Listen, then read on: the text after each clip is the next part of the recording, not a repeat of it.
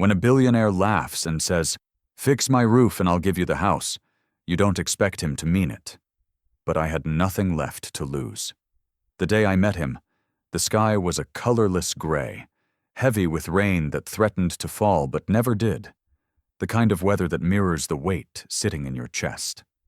I had just finished another morning of searching for jobs that didn't exist anymore, scrolling through rejection emails that all said the same thing in a dozen polite ways. "We've decided to move forward with another candidate." My daughter, Emma, had asked that morning if we'd still be in our apartment by Christmas, and I didn't have the heart to answer her. That question sat with me all the way to the mansion on the hill, the one everyone in town whispered about but no one dared to approach. The house looked like something out of a different century, towering against the dull sky with ivy crawling up its walls and windows that seemed to watch you as you walked by. I'd been told the owner was some kind of tech billionaire who'd retired early, a man who built his fortune on code and contracts, not sweat and splinters. His name was Richard Collins, but everyone just called him the Ghost CEO, because no one ever saw him outside that estate. I remember thinking, as I stepped out of my rusted pickup truck, that the entire place felt wrong. Too quiet, too perfect in its decay, as though time itself had stopped out of respect for whoever lived inside. When he opened the front door, I understood why people feared him. He wasn't tall or intimidating by size, but there was something about the way he looked at you, like he could see through you, down to your last excuse. He wore a black sweater that probably cost more than my entire toolkit, and his voice carried the kind of calm that only comes from knowing you'll never have to worry about money again. He asked if I was the one sent to inspect the roof, and when I nodded, his lips curled into something that wasn't quite a smile. "The last 3 men quit," he said, leading me up the stone steps. "They said it was cursed. Do you believe in curses, Mr. Walker?" I said. "And no, sir. I believe in bills." That made him laugh, a short, sharp sound that echoed off the marble walls inside his foyer. The place was beautiful in the way old wounds sometimes are, everything polished but hollow. The chandeliers glittered, but the air was cold. Dust gathered in corners where no one bothered to clean anymore. You could tell this was a house built by someone who'd lost interest in living. He took me to the backyard, where the roof's edge was visible beyond a terrace lined with dead roses. The tiles were cracked, the wood swollen from years of neglect, and the gutters sagged under the weight of rotting leaves. I told him it would take days to repair, maybe weeks, depending on the foundation. He stared at it for a long time, then looked at me, like he was trying to decide whether I was a fool or a miracle. "If you fix it," he said finally, "I'll give you the house." For a second, I thought I'd misheard him. I let out a nervous laugh, expecting him to do the same, but his expression didn't change. Then he chuckled, low and dry, shaking his head. "Relax, I'm joking. I could buy 10 more of these before breakfast." Something in me wanted to walk away right then. I'd worked for rich men before, men who liked to play games with people like me. But when I looked back at the mansion, I saw more than a roof. I saw a chance, however ridiculous, to claw my way out of the pit my life had become. He gave me a folder with a few papers and a schedule. "Start tomorrow," he said, already walking back toward the house. "Bring your own tools. I don't trust people who borrow." The gate shut behind him, leaving me alone with the sound of wind and the ache in my chest. It wasn't a promise, not really. It was a mockery dressed as an opportunity. But I couldn't afford to care. A man who's lost everything doesn't ask how fair a deal is. He just takes it. That night, I told Emma about the job over instant noodles. She smiled through a missing tooth and said, "So we're gonna fix a rich man's roof?" I told her maybe, if we did it right, we'd build something that could last. She didn't understand the kind of exhaustion that makes hope feel dangerous, but her smile made it easier to pretend I still did. When I returned to the mansion the next morning, mist hung low over the lawn, and the roof loomed above me like a sleeping beast. The ladder creaked under my weight as I climbed, my hands rough from years of scraping through broken wood and metal. The tiles were slick, the boards soft. Below, the windows reflected my face back at me, tired, gaunt, older than I remembered. For a moment, I stood there, staring out at the endless stretch of gray sky, wondering how a man could own so much space and still live inside emptiness. Maybe that's what wealth does. It fills your walls but drains your soul. I pulled out my hammer, took a deep breath, and whispered to myself, even if I don't get the house, maybe I'll earn back my dignity. Then I pressed my weight onto the roof. The wood answered with a long, deep groan, a warning that crawled down my spine like a shiver. I froze, my heart pounding. Somewhere beneath me, the structure shifted, the old beams protesting my presence. That's when I realized. This house wasn't just broken, it was alive, and it didn't want me there. As I climbed the old ladder and stepped onto the roof, the wood beneath me groaned, like the house was warning me not to start. People say rock bottom teaches you who you are. I learned it's where you start to build again.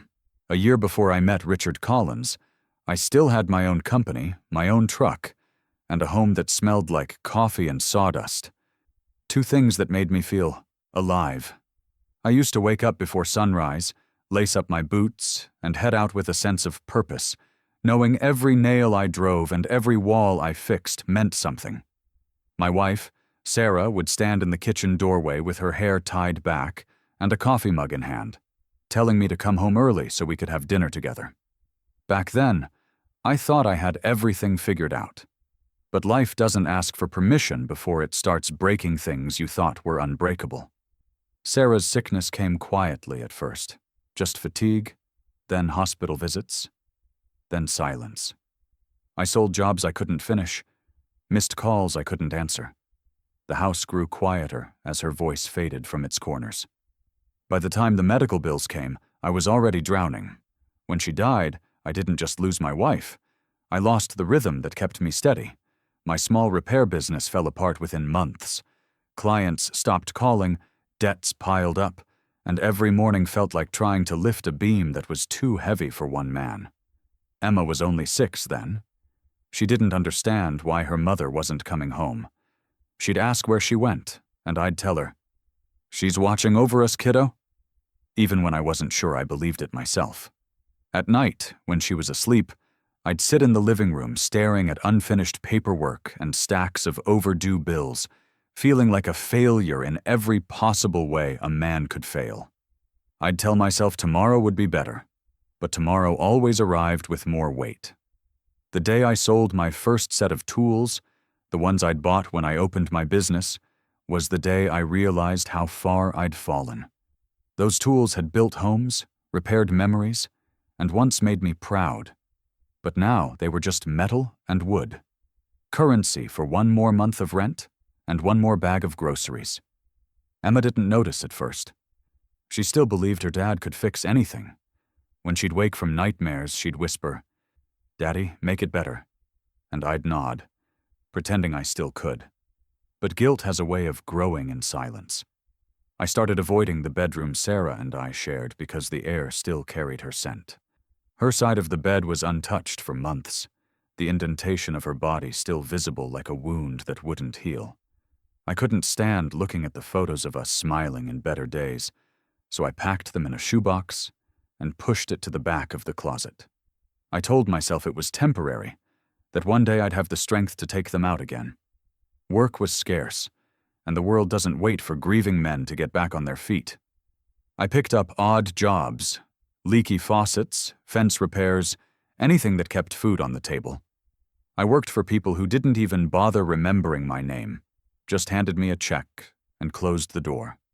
I kept my head down, counting every dollar, knowing that one bad week could mean losing our apartment. Then came the rain. The same week our roof started leaking, I got the eviction notice. I remember standing in the living room, watching water drip into a pot, and laughing because it felt like the universe had developed a sense of humor. Emma came running in, holding her little stuffed bear, and said, "Daddy, it's raining inside." I told her we'd fix it, but my hands shook as I taped another trash bag to the ceiling. That night, after she fell asleep, I cried for the first time in years. Not from sadness, but from exhaustion. There's a kind of tired that seeps into your bones and stays there, a tired that no amount of sleep can fix. The next morning, I woke up to a voicemail from a woman named Nancy, a real estate agent I'd done small repairs for a few years back. Her message was short, almost hesitant. "Hey, Jack, I might have something for you. There's this client, odd guy, big house on the hill, says he needs roof work done. No one else wants to take it. He's offering good money if you're willing." I didn't even hesitate. "Tell him I'll do it," I said, before she could explain further. She paused for a second, like she wanted to warn me about something, but all I heard was the word job. After I hung up, I sat on the edge of the bed, staring at Sarah's old photo on the nightstand. I whispered, "Looks like I've got another roof to fix." For the first time in months, the weight in my chest eased, just a little. When Emma got home from school that afternoon, I told her I'd found work again. She clapped her hands and said, "Can I help?" I smiled and told her maybe someday when she was older. What I didn't tell her was that this job wasn't just about fixing a roof. It was about fixing something inside me that had been broken for far too long. I didn't know it yet, but the house on the hill wasn't just waiting for a repairman. It was waiting for someone who needed repairing just as badly. I agreed to the job, unaware that this one house would rebuild far more than a roof. The first time I saw that mansion, I thought no human could live in a place that lonely.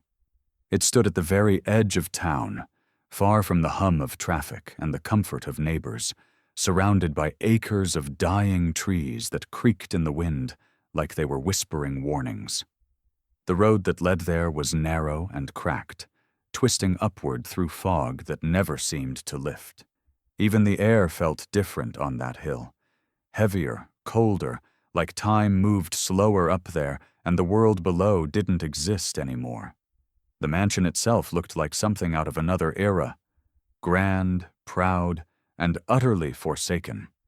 Its tall windows were veiled in dust and shadow, the paint on its columns peeling away in long strips, revealing the gray bones of old wood beneath.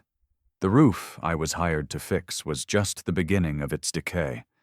Ivy crawled up the sides like veins, wrapping around the stone walls as if nature was slowly reclaiming what had been stolen from it. For a long minute, I just stood there by my truck, staring at the place. I'd worked on plenty of houses, some falling apart, some brand new, but never one that made me feel so watched. There was no sound of birds, no rustle of movement, just the steady groan of the wind through the trees. I remember thinking, this house doesn't want to be fixed. The nearest neighbor lived half a mile down the road. He was an old man trimming his hedges, and when I asked if he knew anything about the property, he just shook his head and muttered, "No one goes up there, not twice anyway." I asked what he meant, but he only said, "You'll see," before going back to his work like the conversation had never happened. That should have been enough to turn me around. But when you've got a daughter to feed, fear feels like a luxury you can't afford. By the time I reached the front gate, the fog had thickened. The iron bars were rusted and twisted into patterns that looked almost intentional, like vines or flames. The lock was open, but when I pushed the gate, it let out a scream of protest that echoed all the way up the driveway. Gravel crunched under my boots as I walked toward the front door, feeling smaller with each step. The mansion seemed to grow larger the closer I got, until it loomed over me like a reminder of everything I'd lost. Money, pride, and the simple peace of knowing where you belonged. When the door finally opened, it wasn't the creaking wood that startled me. It was the man standing behind it. Richard Collins looked exactly like the kind of man who'd build an empire, and forget why he did. He was tall, but not imposing, his posture straight yet weary. His hair was graying at the edges, and though his suit was perfectly tailored, there was something lifeless about the way it hung on him, like he wore it out of habit, not pride. But it was his eyes that struck me the most. Sharp, intelligent, and completely empty, as if he'd already looked at everything the world had to offer and found it disappointing. "You must be Mr. Walker," he said, his voice smooth but distant, the kind that didn't invite conversation. "You're the one who doesn't believe in curses, I hear." I nodded, trying not to sound nervous. "I believe in bad wiring and poor maintenance, sir." He almost smiled at that. "Then you'll fit right in." He led me through the foyer, and every step echoed off marble floors that had once been beautiful, but were now dulled with neglect. A chandelier hung above us, its crystals clouded with dust, swaying slightly as though stirred by a breeze that didn't exist. The air smelled faintly of wood polish and something else, something older, almost metallic. "The roof's been a problem for years," he said as we climbed a spiral staircase. "Everyone who's tried to fix it either quit or decided it wasn't worth the trouble." "Why's that?" I asked, though part of me didn't want to know. He looked over his shoulder, his expression unreadable. "Some things don't like to be disturbed." Then, as if realizing how that sounded, he chuckled. "But I'm sure you'll manage. You seem the stubborn type." We reached the top floor, where sunlight filtered through cracked windows, slicing across the dust in long, golden beams. The roof was visible through a doorway that led to an unfinished attic space. I could already see where the beams had sagged and the tiles had warped from years of water damage. It was bad. Worse than I expected. But I'd seen worse jobs. At least, that's what I told myself. "I'll start with the northern slope," I said, pulling out my notebook to take measurements. "It looks like the main damage is above this section." Collins leaned against the wall, his hands in his pockets, watching me. "You really think you can do it alone?" he asked. "I've done harder things alone," I said, maybe a little sharper than I meant to. That made him laugh, a dry, humorless laugh that filled the room but never touched his eyes. "We'll see about that, Mr. Walker. We'll see." There was something about that moment, his tone, the echo of his laughter, that told me this wasn't just another repair job. There was a challenge buried in his words, like he wanted me to fail, or maybe needed me to. And yet, as I looked at him, standing in that hollow house full of dust and ghosts, I saw more than arrogance. I saw a man who had forgotten what kindness felt like, someone whose wealth had built him a prison with a view. After he left, I walked through the attic, flashlight in hand, taking note of every creak and crack. The floorboards bowed beneath me, dust rising in clouds with every step. In one corner, I found old furniture covered in sheets, a mirror propped against the wall, and a stack of boxes labeled with dates that went back decades. I was jotting down notes when I heard it, the faint sound of footsteps, slow and deliberate, moving above me. I froze, shining my light toward the ceiling. But the sound didn't stop. It circled once, then again, just above where the roof met the rafters. My breath caught in my throat. The roof was empty. No one could be up there. As I examined the attic, I heard a sound, like footsteps above me, where the roof should have been empty. He said it like a joke, but every joke hides the truth someone's afraid to say out loud. That morning, as the fog lifted off the hill and sunlight hit the broken shingles, I stood at the edge of that massive roof, wondering if I'd just signed up for the hardest job of my life. Richard Collins watched me from below, a steaming cup of coffee in his hand, that smug half-smile still painted across his face. "If you fix this roof," he called up, "I'll give you the house." He said it loud enough for his amusement to echo through the empty courtyard, and I could almost hear the unspoken laughter hiding underneath the words. I could have ignored him, pretended I didn't hear it, but something in the way he said it, mocking, dismissive, like I wasn't a man but a piece of dust in his world, made the words stick to my ribs. I looked down at him and said, "I'll hold you to it." He laughed harder, shaking his head. "You're not the first to try, Mr. Walker, but you'll be the first to learn." Then he turned and walked back inside, leaving me alone with a roof that looked ready to swallow me whole. The damage was worse than I expected. The boards were soft and splintered, blackened from years of rot. Every step felt like walking across a graveyard of forgotten promises. The shingles cracked under my boots, and the beams beneath me groaned like they were begging for mercy. I started scraping off layers of moss, each stroke revealing more decay. Nails had rusted into powder. Some sections had caved in completely, leaving gaps where sunlight streamed through like thin blades. I'd fixed plenty of roofs in my life, but this one felt personal, like the house itself was testing whether I had the will to finish. By midday, I was covered in dirt, sweat, and fragments of rotten wood. I could hear the whisper of wind through the rafters, carrying with it faint echoes of laughter, or maybe just my own exhaustion talking. When I climbed down for a break, one of the delivery drivers from town pulled up with supplies. He looked at the house, then at me, shaking his head. "You working for Collins?" he asked. "Yeah," I said, wiping my hands on my jeans. "Word of advice. Don't get too comfortable. No one finishes a job for that man. He always finds a reason to fire them before they're done." I didn't respond, just nodded and went back to work. Let them whisper. Let them think I was crazy. I'd lost too much already to walk away from another challenge. Every beam I replaced, every nail I hammered in was a small rebellion against the voice in my head that said I wasn't enough anymore. Around noon, Collins appeared again, watching me from below, arms crossed. "You know," he said, "most people quit by now. The roof's cursed." I looked down at him and said, "So am I." That shut him up. For a moment, he looked almost human, like he saw something in me that made him uncomfortable. Then, without another word, he disappeared back inside. The rest of the day blurred into a rhythm of hammering and cursing, wood dust clouding the air around me. My back ached, my palms burned, but I didn't stop. There was something strangely healing about the repetition. The sound of nails driving home, the steady beat of effort against decay.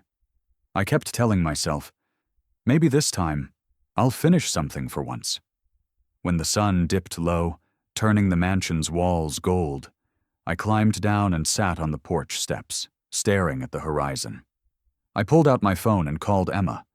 Her little voice filled the quiet like light through a broken window. "Hi, Daddy. Did you fix it yet?" she asked. "Not yet," I said, smiling despite myself. "But I'm getting there." "Mommy said you're the best fixer in the world," she said softly. She told me that before she went to sleep forever. Her words hit me harder than any hammer could. For a long second, I couldn't breathe. "Yeah," I said finally, my throat tight. "Yeah, she did. So I guess I better live up to it, huh?" We talked a bit more. About her day at school, about the art project she wanted to show me. When she finally said goodnight, I sat there listening to the static hum of the empty line, wishing the house didn't feel so much like a tomb. The wind picked up as I returned to the attic to pack up my tools. The evening light stretched long shadows across the wooden beams, and the air smelled faintly of damp earth and age. I started clearing away the last section of shingles, prying up the edges with my crowbar when something unexpected happened. The metal slipped, and one of the boards beneath it shifted loose with a hollow thud. Curious, I pulled it back and saw something wedged between the rafters, a small rectangular box coated in dust and cobwebs. It was made of tarnished metal, the kind that dulled with time but never rusted completely. I wiped it clean with my sleeve and saw the faint engraving on the top. E.R. The letters were elegant, almost carved with care. For a moment I just stared at it, my pulse quickening. It looked old, older than the mansion itself. I tried to pry it open, but the latch wouldn't budge.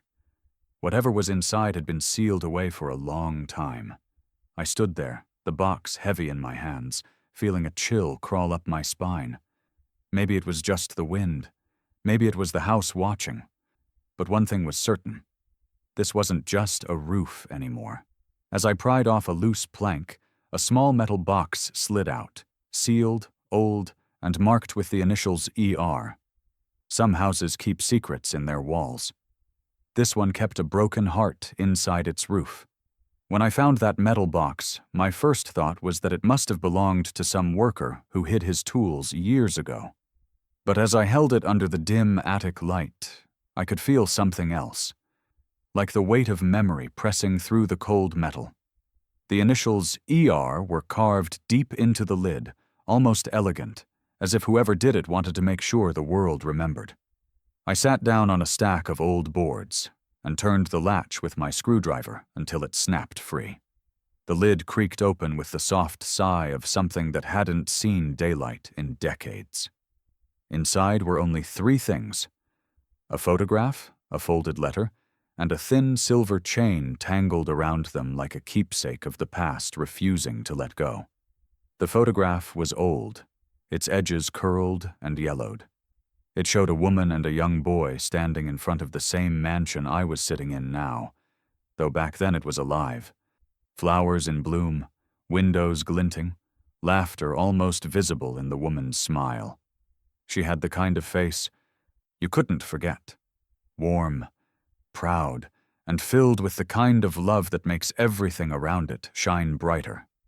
The boy beside her looked about 10, holding her hand tightly, as if she was the center of his entire world.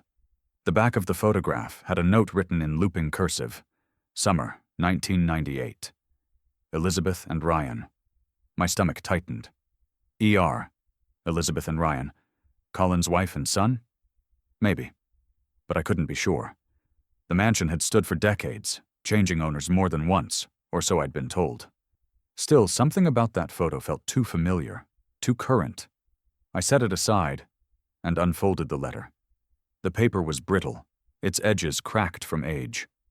The ink had faded, but the handwriting remained graceful and deliberate. I started reading slowly, the words pulling me deeper with every line. Richard, if you ever read this, it means I've finally given up waiting for you to come home. I've spent years pretending you'd remember what you promised, that this house would be our beginning, not our ending. But every wall here whispers what I tried not to see. You were building a monument to your success, not a home for us. My throat tightened. The tone shifted. Soft at first, then breaking apart in grief and anger.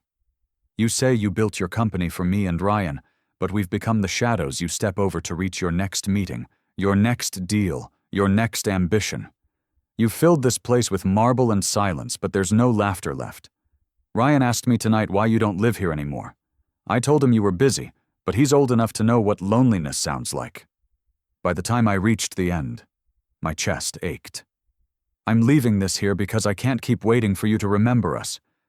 Maybe one day, when this house finally falls apart, someone will find it, and they'll know this mansion wasn't built from love.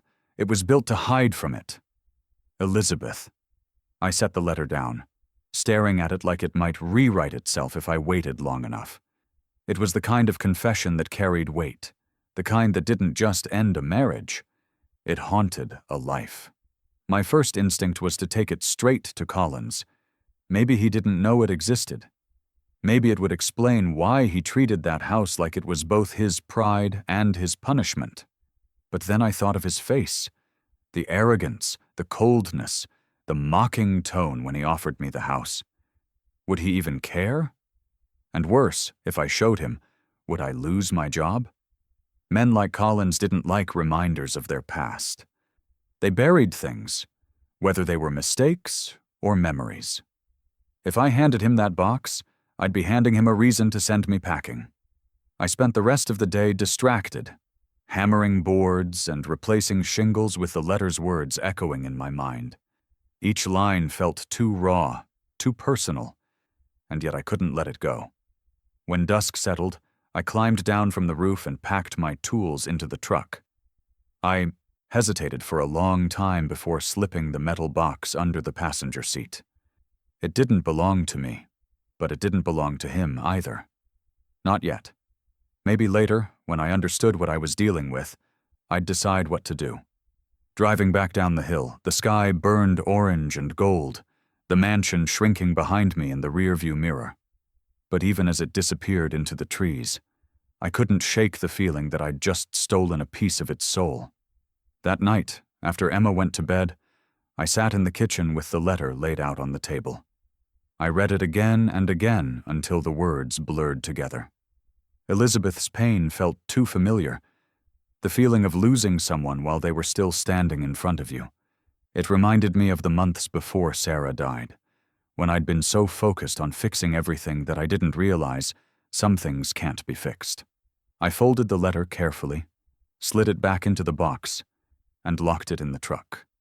Whatever it was, whatever story it belonged to, it wasn't ready to be found again. Not yet. The next morning I returned to the mansion early, the air heavy with dew. Collins was already outside, standing at the base of the ladder, his coffee steaming in the cold air. His eyes followed me as I climbed up, silent and sharp, the kind of stare that feels like it's peeling back your thoughts. When I reached the top, he called out in that calm, deliberate voice of his. "Mr. Walker," he said, "did you find anything up there?"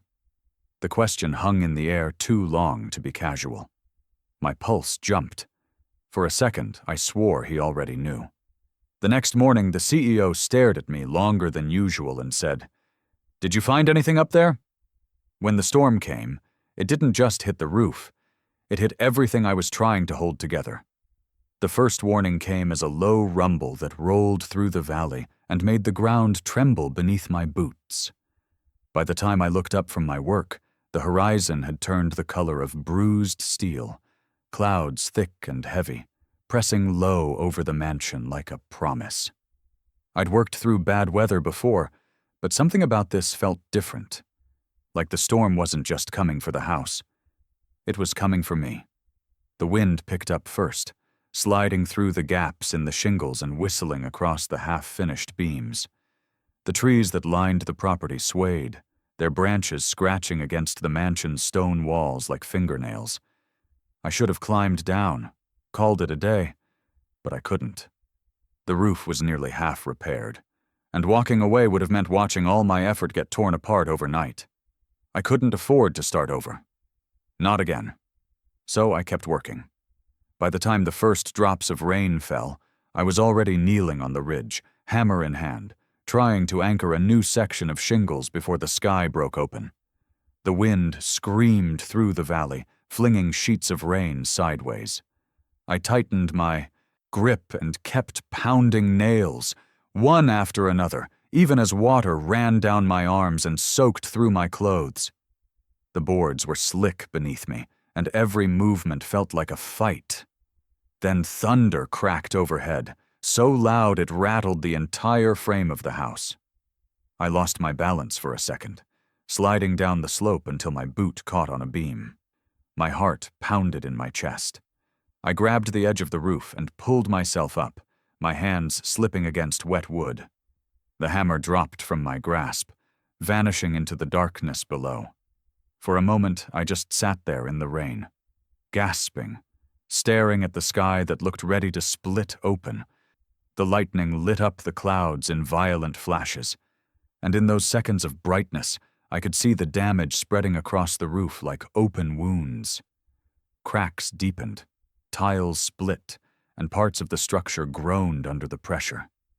I felt small, like a man trying to stop an avalanche with his bare hands. Somewhere below, I caught a glimpse of movement through one of the mansion's tall windows. Collins stood there, framed by the glow of the interior lights, watching me. He didn't move, didn't shout, didn't even gesture for me to come down.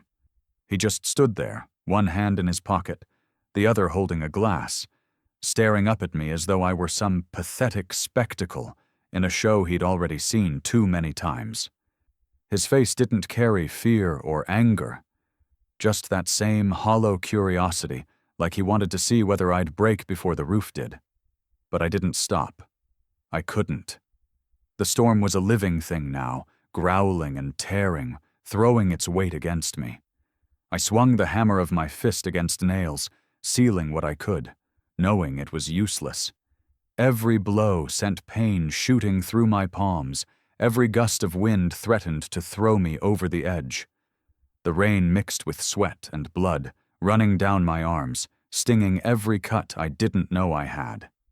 As thunder cracked again, a memory slammed into me like the wind itself. Another storm. Another roof. Years ago. Sarah had called me that night, her voice shaking as she said the leak was getting worse. I told her I'd be home soon, that I just needed to finish one more job. By the time I got there, the storm had passed. But she was gone. The doctors said it was her heart. The guilt said it was me. Now, kneeling on this roof, under this same angry sky, I felt that guilt again.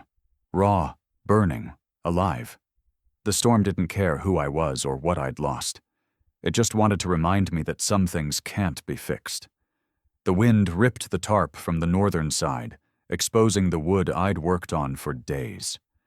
I shouted in frustration, pulling it back down, but the nails gave way, scattering like sparks. I pounded another board into place, my hands trembling, my clothes plastered to my skin. I could taste blood in my mouth from where I'd bitten my lip. Still, I kept going, my muscles screaming. "Come on," I muttered through clenched teeth. "Not today, not this time." The roof shifted beneath me, the center beam groaning in protest. I braced myself, crawling towards the edge where the structure dipped dangerously low. My vision blurred, rain flooding my eyes, but I could see enough to know I was losing the fight. Still, I planted another nail, then another, each one driving through my exhaustion, each one defying the storm that wanted me gone.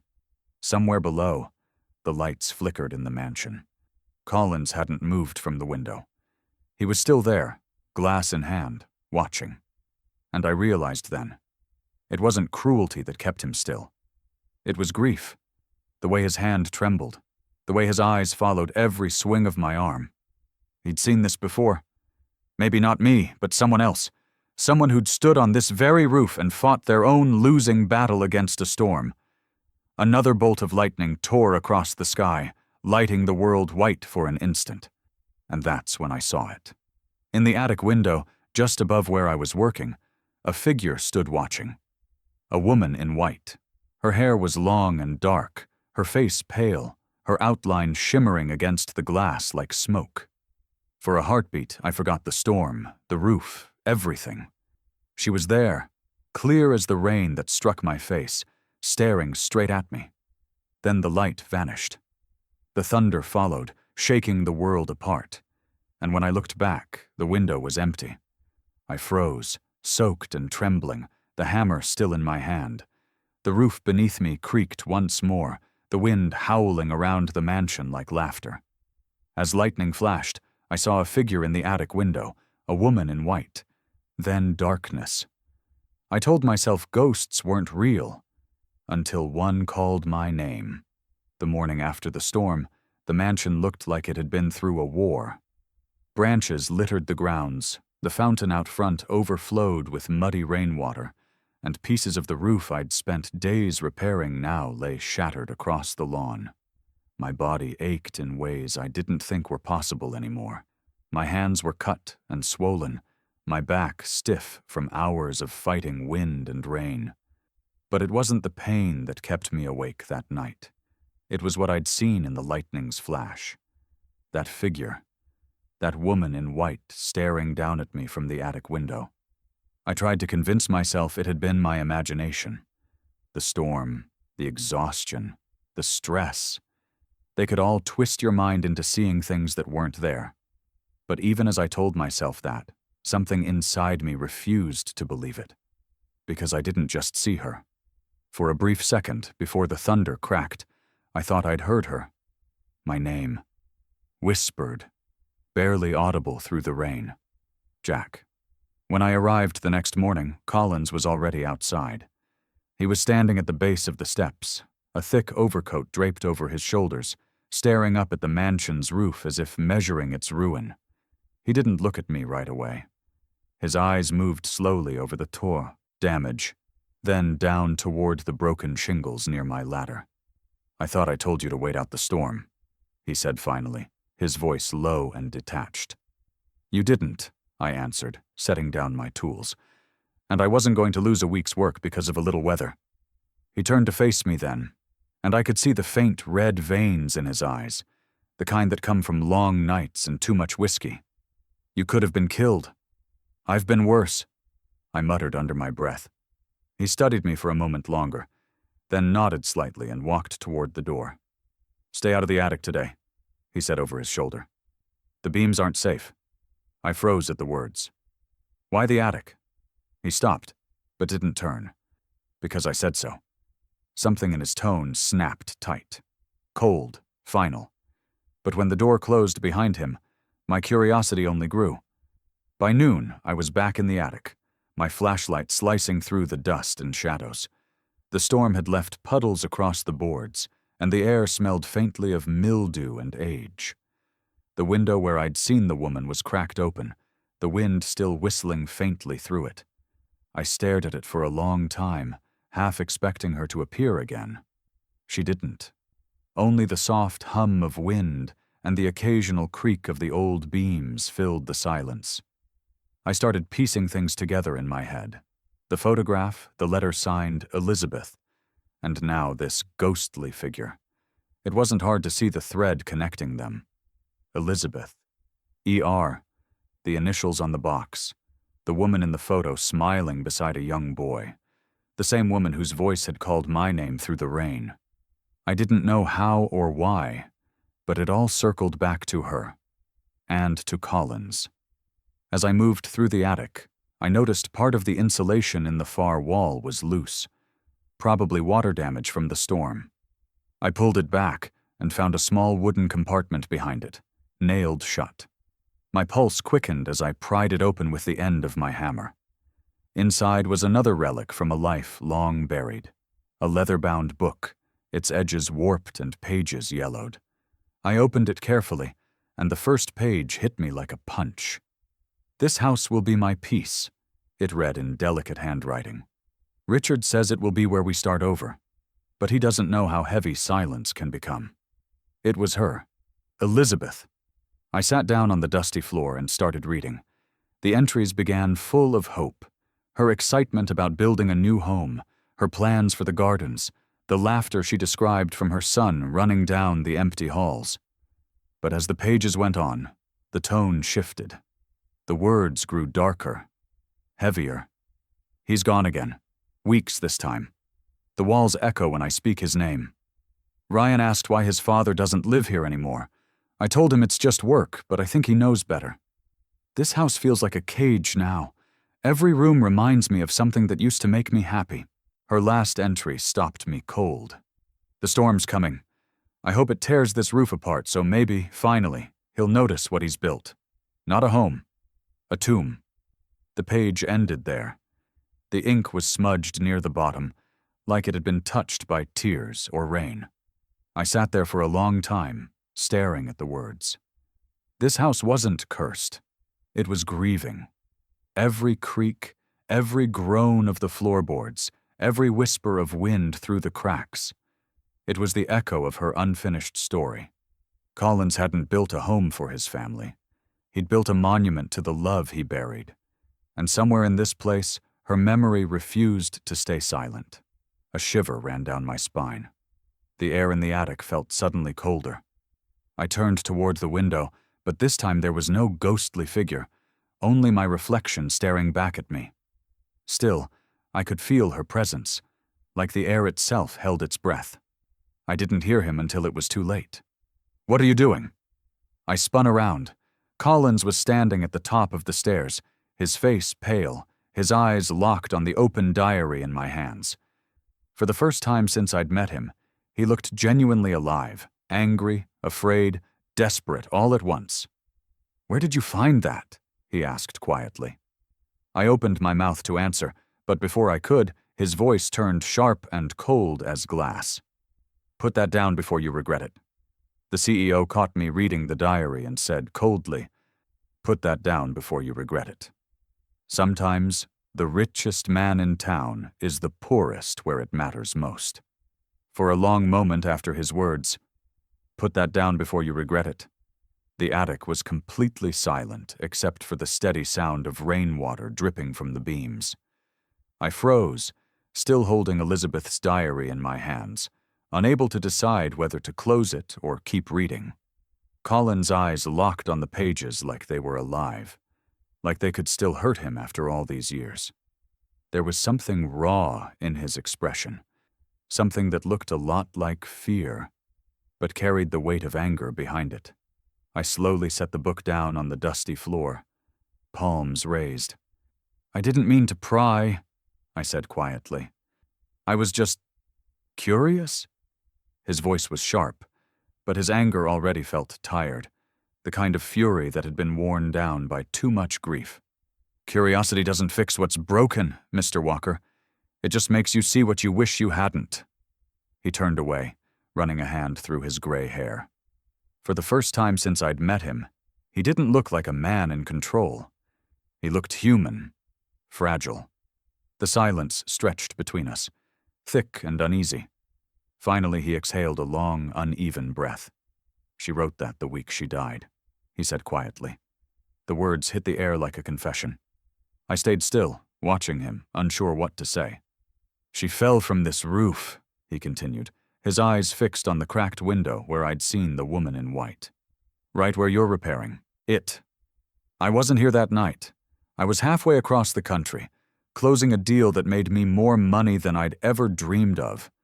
I came home to find the house empty, and my son sitting on the stairs holding her necklace." He swallowed hard, his jaw tightening as he tried to keep his composure.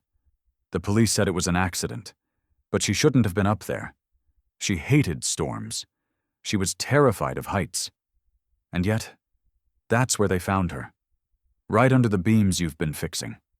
I felt my stomach twist. Suddenly, the strange noises in the attic, the figure in the window, the way the whole house seemed to breathe sorrow. It all made sense. It wasn't haunted by a curse. It was haunted by a memory that refused to leave. Collins stepped forward, crouched down, and picked up the diary from the floor. His fingers brushed the cover gently, as though touching something sacred. This house was supposed to be her dream. Every inch of it. She wanted gardens and windows that let in the morning light.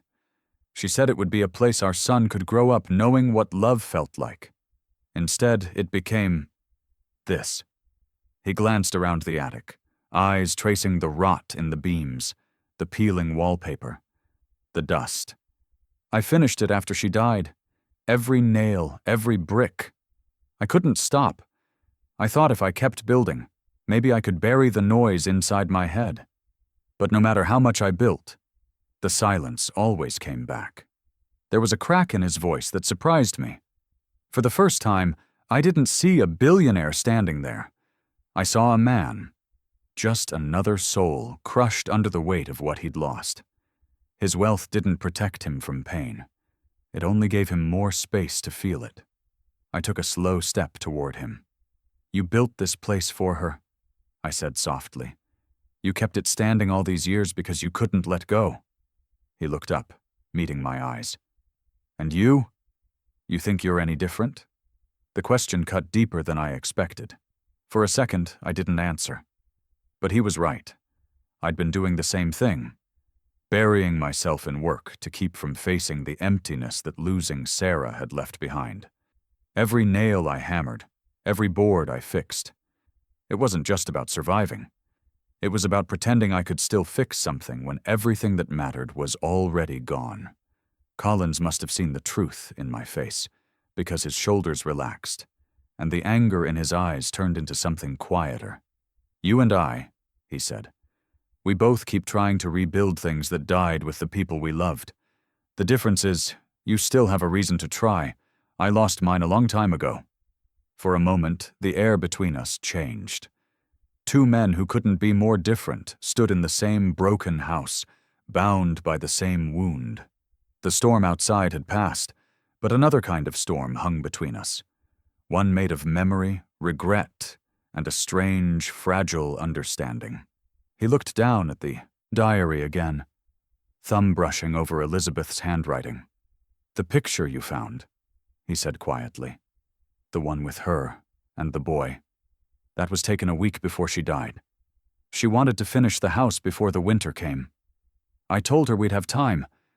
That's the last thing I said to her. The last lie I ever told. The words hung there like an open wound. I didn't know what comfort I could offer. But I found myself saying, she wanted this house to mean something. Maybe it still can. He gave a hollow smile. Maybe, he said, turning toward the window again. If you finish this roof, maybe she'll finally forgive me. He started to leave, his hand brushing the doorframe, but paused before stepping out. His voice softened, carrying a weight that sounded almost like hope. Fix it right, Walker. Not just for the money. For her. When he was gone, I stood there for a long time, staring at the open diary and the faint imprint of his fingers on the cover. The mansion was silent again, but it didn't feel as empty as before. The wind still moved through the rafters, but now it sounded less like a haunting and more like a sigh. The CEO said, "If you finish this roof, maybe she'll finally forgive me." Every nail I drove into that roof felt like a prayer, for him, for her, and for me. After that night in the attic, something shifted inside me. The job stopped being about money or proving myself. It became personal, sacred even. Each day I climbed that ladder, I wasn't just fixing a roof anymore. I was laying a soul to rest. I could feel Elizabeth's presence in every creak of the beams, every soft whisper of wind through the rafters. And somewhere beneath all of it, I could feel my own pain beginning to loosen its grip. I started working longer hours, arriving before dawn and leaving well after sunset. The mansion sat bathed in pale light each morning, its windows glowing faintly as if the house itself was watching me work. I repaired the damaged beams first, reinforcing the structure from the inside out. Then came the shingles, the gutters, the ceiling, all the small details that most people never notice but that make a home whole again. My muscles ached, my hands bled, but I didn't slow down. With every swing of the hammer, I felt something healing. Not just the roof, but me. Collins kept his distance most days. I'd see him sometimes from the corner of my eye, standing near the garden or the front steps, watching quietly with that unreadable expression of his. He never said much anymore, just nodded or offered a brief word of acknowledgement before disappearing back inside. The anger in him had burned down to ashes, replaced by something quieter. Maybe gratitude, maybe guilt. Whatever it wasn't the same man I'd met weeks earlier. On the 5th morning after our talk, I brought Emma with me. She'd begged for days to see Daddy's big project, and I couldn't say no anymore. Her small hand fit perfectly in mine as we walked up the hill, the wind catching her hair as she stared at the mansion with wide eyes. "It's like a castle," she whispered. "Something like that," I said, smiling. "But every castle needs a roof that doesn't leak." When Collins saw her, he hesitated at first. Then, to my surprise, he knelt down and introduced himself. His tone was softer than I'd ever heard it. "You must be Emma," he said. "Your dad talks about you all the time." Emma grinned, clutching her little backpack. "He says he's fixing the house so it won't be sad anymore." Collins looked up at me then, and for a fleeting moment, his eyes glistened with something I hadn't seen before. Warmth. "He's doing more than that," he said quietly. "He's bringing it back to life." That day, Emma stayed close, handing me nails and pretending to help. Her laughter filled the air, and for the first time, the mansion didn't feel lonely. It felt alive. I caught Collins standing at the window more than once, watching her, his expression softening with each passing moment. Maybe he was remembering his own child, the boy in that old photograph, smiling beside his mother in front of this same house. The days blurred into a rhythm of labor and quiet reflection. The scent of sawdust mixed with the morning air. The sound of hammering became almost musical. I started having flashes of Sarah while I worked, her laughter when I'd come home covered in dirt, her voice teasing me about marrying my toolbox. I could almost hear her again, encouraging me, grounding me. The pain of her loss didn't vanish, but it settled into something gentler, something I could carry without breaking under it. Each afternoon, when the sun dipped low, the house would glow like gold. The roof began to take shape, solid and new, and for the first time in years, I felt pride rising inside me instead of regret. It wasn't just the mansion that was changing. It was me. One evening, as I hammered in the final nails of a support beam, Collins came out onto the terrace. He didn't speak, just stood there, watching. The light from the sunset painted his face in shades of red and amber. For a while, we worked in silence, him observing, me focused on the task. Then I heard the faintest sound, a low hum. It took me a moment to realize it was coming from him. He was humming a song, a tune so soft and broken it almost didn't exist. "You used to hum that?" I asked without looking down. He hesitated. "Elizabeth did," he said, "when she was happy." Something in his voice cracked on that last word, and I looked down to see him staring up at the roof with eyes that no longer looked empty. They looked human. I worked faster after that, the rhythm of the hammer syncing with my heartbeat. Hours passed, and soon only one section remained, a single row of shingles along the ridge. The final piece. I wiped the sweat from my face, my hands trembling from exhaustion, and reached for the last shingle. It felt heavier than it should have, like it carried the weight of everything that had come before. His grief, her love, my loss. As I nailed it into place, the sound echoed louder than all the rest, a sharp, solid thunk that carried across the valley. I sat back and looked around. The roof gleamed under the fading sun, strong and perfect. Not a crack left, not a seam unsealed. For the first time since the day I arrived, the house didn't groan or whisper. It simply breathed. I climbed down slowly, every step of the ladder feeling like the close of a chapter I didn't know I'd been writing. Collins waited at the bottom, hands clasped behind his back. When I reached the ground, he looked up at the roof, then at me. His lips parted, but for a long moment no words came out. Then, softly, almost like a prayer, he said, "You did it?" She'd be proud. The wind shifted, carrying his words through the trees. I followed his gaze up to the gleaming roof and felt a strange calm wash over me. Maybe she was proud. Maybe they both were. The last shingle fell into place, and the CEO whispered, "You did it. She'd be proud." I never expected a joke to turn into the most honest deal of my life. The next morning, sunlight spilled across the mansion like a quiet apology. The rain was gone, and in its place came a stillness I hadn't felt before, a kind of peace that only comes after a storm has taken everything it can and left you standing. I parked my truck at the base of the driveway and looked up at the roof gleaming in the morning light. It looked brand new, reborn, as if the house itself had decided to breathe again.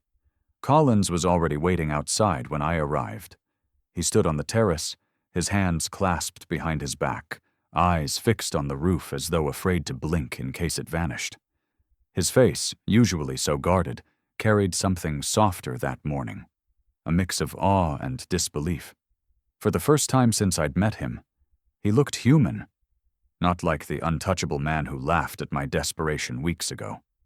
"You finished it," he said quietly, almost to himself. "After all this time?" I nodded, wiping my hands on my jeans. "It's solid, no leaks, no rot. She'll hold up through anything." He gave a faint smile at the word, she, like he knew exactly who I meant. "Come inside, Mr. Walker," he said. "There's something I want to show you." I followed him through the massive oak doors into the foyer, where the air no longer smelled of dust and age. It smelled faintly of polish and open windows, of light. The place felt different now, alive.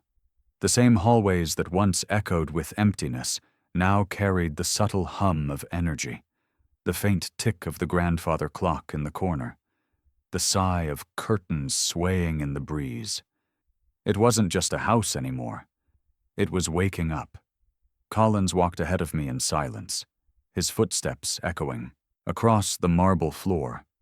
We passed through the sitting room where dust had once gathered in thick layers. Now sunlight danced across the furniture, and the framed photographs on the mantel seemed clearer somehow. One of them caught my eye. A picture of Elizabeth and a young boy smiling on the front lawn, their arms wrapped around each other. The same photo from the box I'd found. Someone had cleaned the frame and set it out, as if reclaiming it from the shadows. We stopped at the study, a room that smelled faintly of whiskey and old books. Collins gestured for me to sit, but I remained standing, feeling out of place among the fine leather chairs and dark wood paneling. He didn't seem to mind. He walked to the window and stood for a while, staring out at the finished roof. "When I first made that offer," he said, voice low, "I didn't mean a word of it. It was a joke, a cruel one. I thought you'd take the job, realize how impossible it was, and leave like everyone else." He paused, exhaling. "But you didn't." "I couldn't," I said simply. He turned to face me, eyes glinting in the morning light. "You fixed it," he said, his voice trembling just enough to betray him. "You fixed what I couldn't." I shook my head. "I just repaired the roof. You're the one who—" "No," he interrupted softly. "You don't understand. This place, I couldn't touch it after she died. Every time I tried, it felt like betraying her memory. You didn't just fix the house, Mr. Walker. You gave it life again." His words caught me off guard, and for a moment I couldn't find mine. All I could think about was Sarah, about the nights I'd sat alone staring at my own broken home, wishing someone could rebuild what I'd lost. I cleared my throat. "You gave me a chance when no one else would," I said quietly. "That's worth more than you think."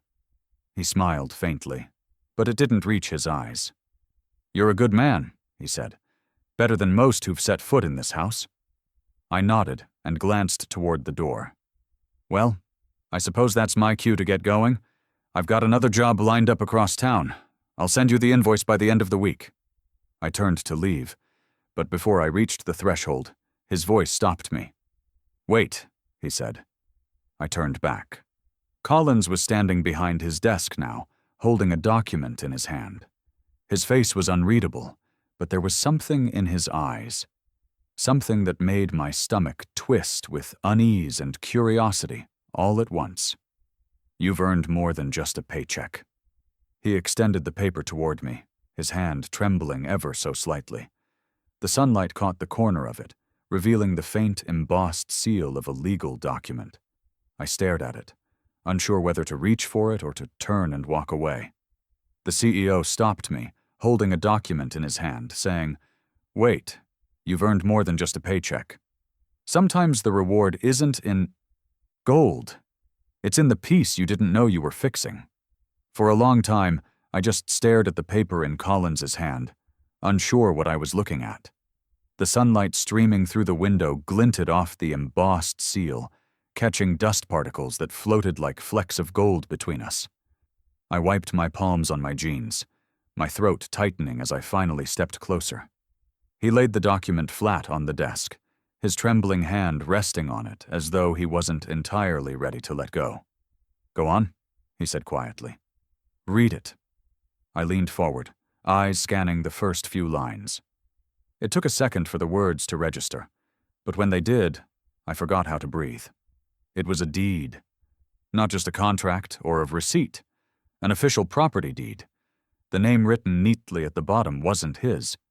It was mine. Jack Walker. "I don't understand," I said, my voice barely audible. "This can't be real." "It's real," he said, sliding the paper toward me. "It's been sitting in that desk for 20 years. My wife wrote it into her will before she died. I just never believed I'd find someone who'd earn it." My mouth went dry. "Your wife?" He nodded slowly, his gaze distant. "Elizabeth. She was the heart of this house, long before it was ever built. She used to say that walls and floors don't make a home. People do. When she was designing it, she told me something I'll never forget. This house will belong to the man who finishes what we began. He looked up at me then, his eyes wet but steady. I thought it was just a poetic thing to say. I didn't realize she meant it literally. But after she died, I kept that document. I told myself it was a foolish gesture, that no one would ever finish this place. I couldn't bring myself to. Every time I tried, I'd see her face, hear her laugh. I'd remember the sound of her falling. The air in the room felt heavy, filled with all the things neither of us could say. I picked up the deed, my hands shaking. "You're giving me your house?" I whispered. He smiled faintly. "No," he said softly. "I'm giving you her house. It never belonged to me. Not really." I tried to speak, but the words caught somewhere between my heart and my throat. All the years of failure, of scraping by, of losing everything that mattered, they all came crashing together in that moment. The roof I'd repaired wasn't just a job, it had been a bridge between her unfinished dream, his guilt, and my need for redemption. "I can't accept this," I managed to say. "I came here to fix a roof, not to take your home." He let out a quiet laugh, one that sounded more like a sigh. "When I made that offer, I was mocking you," he admitted. "I wanted to see how far a desperate man would go for the promise of something he'd never get. But you didn't quit. You didn't complain. You worked harder than anyone I've ever met. Somewhere along the way you stopped working for me and started working for something bigger. You fixed this house the way I never could."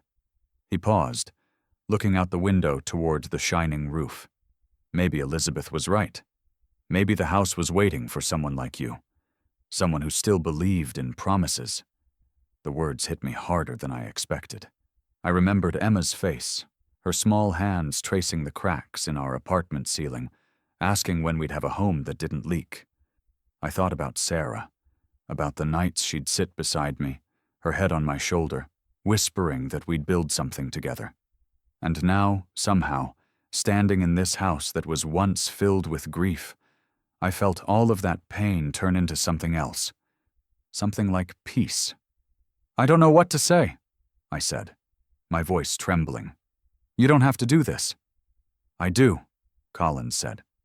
"Because if I don't, I'll die knowing this place never found the peace she wanted for it. You and your daughter—" His voice broke for a second, but he steadied it. "You can give this place laughter again. You can give it the sound of life." The silence between us stretched, heavy but not uncomfortable. I reached out and took his hand. For the first time, his grip wasn't cold or guarded. It was firm, warm, human.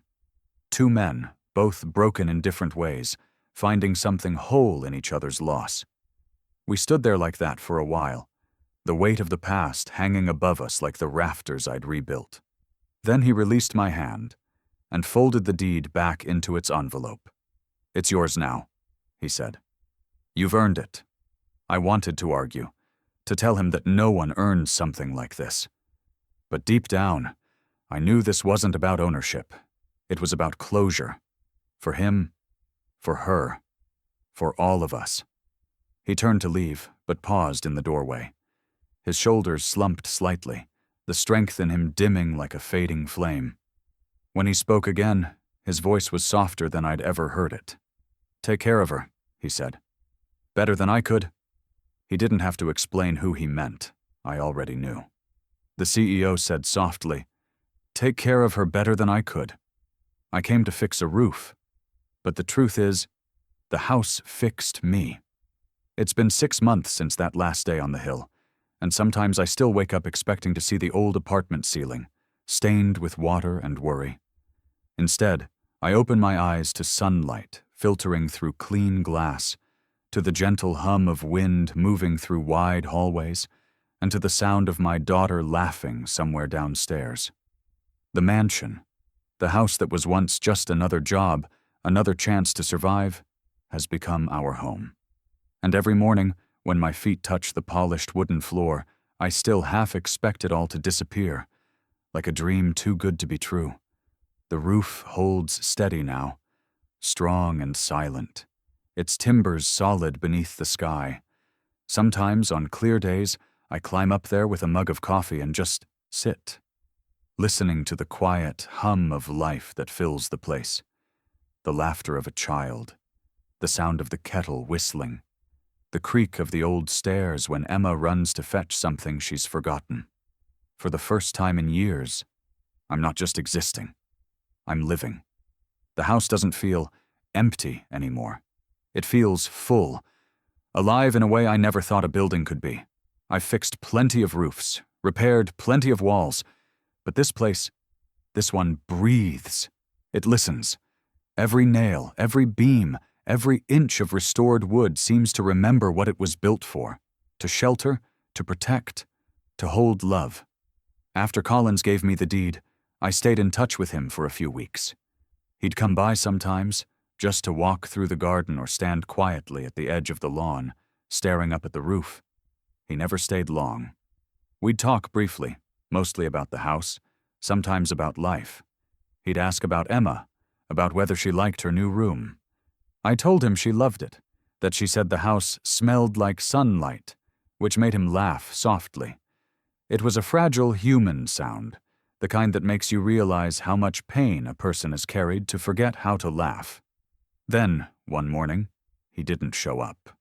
2 days later, I got a letter. Just a short note written in careful script. "Thank you, Jack. The house is where it belongs now. Don't waste your life chasing what's already standing right in front of you." A week after that, I heard from his lawyer. Richard Collins had passed away peacefully in his sleep. No fanfare, no headlines. Just a quiet ending for a man who had lived surrounded by noise for too long. The day of his funeral, the sky hung low with clouds, the kind that threaten rain but never follow through. Emma held my hand the entire time, her small fingers curled tightly around mine. As we left the cemetery, she looked up at me and said, "He's home now, isn't he?" I nodded, unable to speak. Because she was right. In a way, he was. When we got back to the mansion, the air inside felt different. Lighter, somehow. The house didn't feel like it was mourning him. It felt like it was exhaling, as though his spirit had finally let go of the grief that had bound it here. I walked through every room that day, touching the walls, the banisters, the railings I'd repaired. And in every corner, I could feel traces of him and Elizabeth, faint, like the lingering warmth after sunlight fades. Life settled into something I hadn't felt in years. Steady. Emma started at a new school. I took on smaller repair jobs around town, enough to keep busy, but never too much to keep me from home. We filled the empty halls with music and photos. Emma insisted on planting flowers in the front yard, the same kind Elizabeth once loved. And when they bloomed, their colors spilled across the lawn like the house was learning how to smile again. Sometimes at night, I still hear the soft groan of the old beams, but it doesn't scare me anymore. I've come to think of it as the house talking in its sleep, settling into its new life just as I've settled into mine. Every sound has meaning now, every shadow has history. One evening, after tucking Emma into bed, I wandered up to the attic. The air was warm, touched by the scent of old wood and memories. My flashlight cut through the darkness as I looked around at the space where I'd first found Elizabeth's diary, where Collins had once stood trembling with regret. It didn't feel haunted anymore. It felt peaceful. I ran my hand along one of the beams, the same ones I'd repaired during those long, exhausting nights. The wood was smooth beneath my fingertips, warm to the touch. And then, just above eye level, something caught my attention. A faint carving in the grain. I leaned closer, brushing away a thin layer of dust until the letters came into view. E+R, together always. The carving was simple, almost childlike, but it stopped me cold. I imagined Elizabeth's laughter, Richard's rare smile, the two of them in this very room before everything went wrong. For a moment, I could almost hear them. Two voices, one soft and one deep, blending into the kind of peace they'd both been chasing all along. I stood there for a long while, the light from the window cutting across the floor like a ribbon of gold. My chest ached, not with sadness, but with something heavier and kinder. Gratitude, maybe, or understanding. I looked up at the finished roof, its boards strong and silent, and whispered into the stillness. She forgave him after all. And for the first time, the house didn't answer with creaks or sighs. It answered with silence, the kind that feels full, not empty, the kind that means something has finally come to rest. I looked up and noticed initials carved into one of the beams. E+R, together always. I smiled, whispering, she forgave him after all. If this story touched your heart, take a second to hit that like button. It really helps more people find stories like this one. Tell me in the comments what you think this house truly represented. Love, regret, or redemption. And if you believe every broken thing can be rebuilt, subscribe and stay with me for more stories that remind us why hope still matters. Your next story starts here. Don't miss it.